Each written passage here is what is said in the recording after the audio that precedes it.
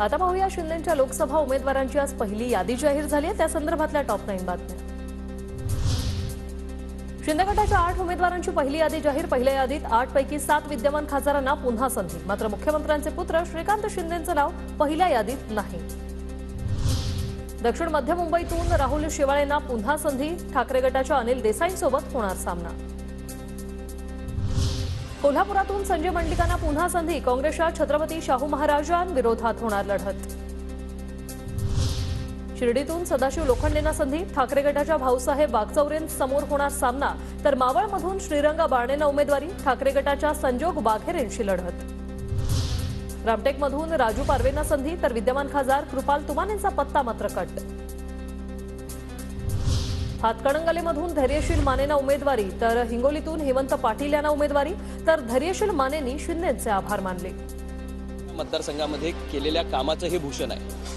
सर्वेपेक्षा सर्व ही जनता आहे। सर्वे आम्ही स्वतःचे करत होतो, सेल्फ अनालिसिस करत असतो, काही पार्टीज त्या ठिकाणी करत असतात, काही प्रायव्हेट एजन्सीज करत असतात। आपण आपलं काम जर खणखणीत असेल तर खऱ्या अर्थाने या सर्व्हिसच्या बाबतीत चिंता करायचं कारण नसतं। बुलढाण्यातून प्रतापराव जाधवांची उमेदवारी जाहीर, ठाकरे गटाकडून नरेंद्र खेडेकर रिंगणात। वरिष्ठ नेत्यांना आणि घटक पक्षाच्या नेत्यांना मी मनापासून खूप खूप धन्यवाद देतो की त्यांनी परत चौथ्यांदा बुलढाणा लोकसभा मतदारसंघाची उमेदवारी मला दिली, माझ्यावर विश्वास ठेवला, त्याबद्दल पुनश्च मी त्यांना या ठिकाणी धन्यवाद देतो।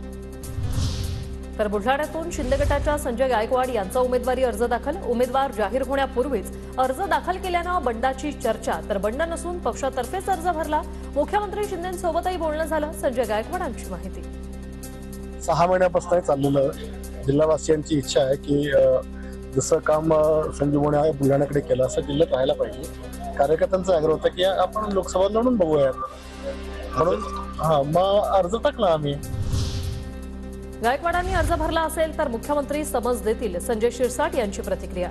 शिंदेंच्या समजुतीनंतर गायकवाड अर्ज मागे घेण्याचाही विश्वास। गायकवाडांनी जरी फॉर्म भरला असेल तर मुख्यमंत्री साहेब त्यांना योग्य ते समज देतील किंवा त्यांना बोलून घेतील, आणि मला वाटतं ते तिथलचे उमेदवार राहणार नाहीत।